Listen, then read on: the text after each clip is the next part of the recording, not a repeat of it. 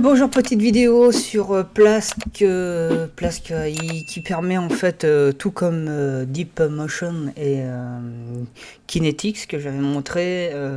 Moi, Deep Motion m'a convaincu, Kinetics un peu moins. Là, ça va être un test. J'ai pas encore essayé. Je me suis inscrit avec mon code Google, donc c'est facile à s'inscrire. Il n'y a pas de souci là-dessus. Je vais pas vous dire comment vous inscrire quand même. Juste comme ça, vous arrivez sur Plast et vous faites Get Started et vous tombez en fait, là je vais couper son onglet là, sur cette page là. Une fois que vous avez cette page là, il faut importer en fait une vidéo en appuyant sur plus. J'avoue que si ça fonctionne, parce qu'il semble que c'est gratuit, donc il n'y a pas de modèle quand on arrive sur le site, il vous demande pas, il n'y a pas de tarif ni rien. Donc si c'est gratuit, bon ben ça va, hein, ça passe Osef. Du coup, j'ai importé une vidéo, c'est une vidéo de Yaoren Mao Chanel à danse. Donc c'est quelqu'un qui va danser. Donc il me demande export motion from the vidéo. On va voir si ça fonctionne. Hein. Hop, tac tac tac tac tac tac, à danse. Ok. Extract motion. Je vais le nommer danse. Ok. A few moments later. Alors on se retrouve une fois que la vidéo elle est faite pour appeler un mannequin. On double-clique sur mannequin. Là je le mets là dedans. Hop. Et là il est en T-pose le mannequin. Alors j'appuie sur Alt et clic droit, je fais un pan. Je clique sur gauche, vous le voyez là. Hop. Clic gauche, on peut voilà, bouger comme ça. C'est tout ce qu'il y a à savoir. Hein. Ici, si je fais bind pose visualizer, comme ça, ok. Donc je peux le rappeler ici. Hop. Si je prends dance et que je le mets sur mannequin là ici, et j'appuie sur play, il va se mettre à danser comme dans ma vidéo. Alors je vais vous remettre ma vidéo. Vous voyez qu'il reste un petit moment comme ça. Et puis après qu'elle va bouger les mains. Hop, voilà. Hop, elle reste un petit moment comme ça. Et tout. Alors, end, là j'ai mis 100%, donc il va pas jusqu'au bout. Je mets, mettons, 2000.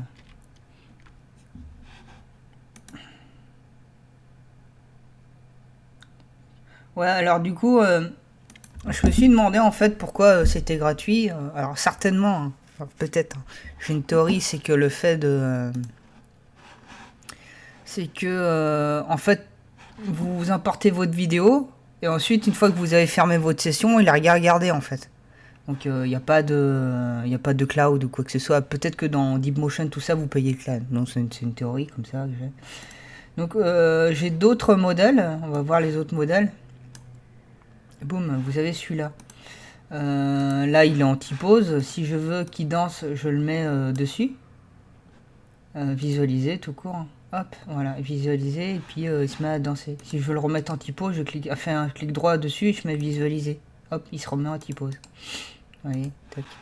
Vous avez des outils trop targeting. Aucune idée de comment ça marche. Bon. Là pour l'instant, ce que je peux vous montrer, c'est que c'est déjà pas mal. Hein. Là, c'est un petit test comme ça. Il y a les raccourcis que vous devez connaître sur les autres logiciels. Vous avez R pour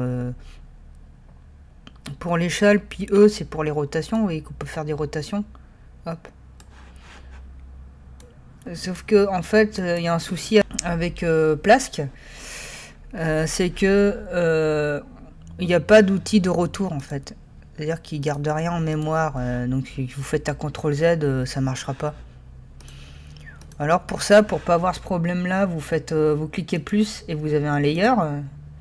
Et sur le layer, vous pouvez, par exemple ici, vous voyez dans base layer, si je me mets dessus, vous avez toutes les images clés. Si je prends le layer 1, que je me mets dessus, que je sais pas, moi je bouge ici la jambe, on a un, admettons, je clique là, je crée une image clé, voilà, et je vais un peu plus loin, je joue l'animation, et je peux modifier ça, hein, par exemple, hop, et je crée une image clé. Donc vous voyez qu'on peut mettre des images clés par nous-mêmes. en activant les layers ou pas. Si je désactive le layer, en principe...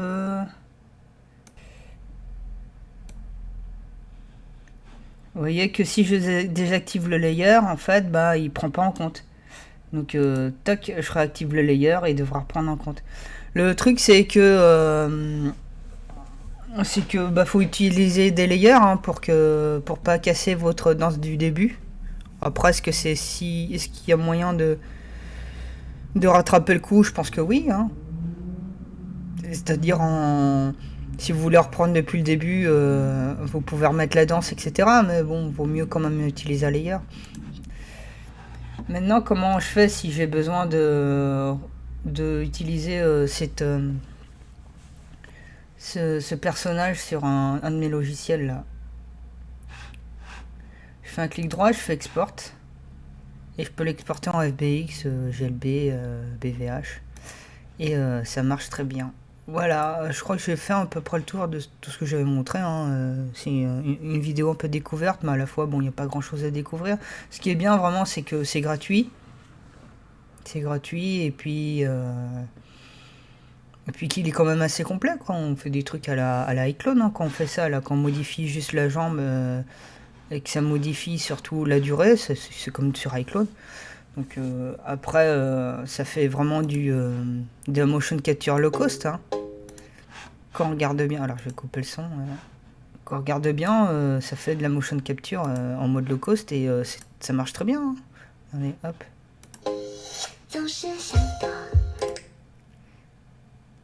Hop. On retrouve en fait les mouvements là.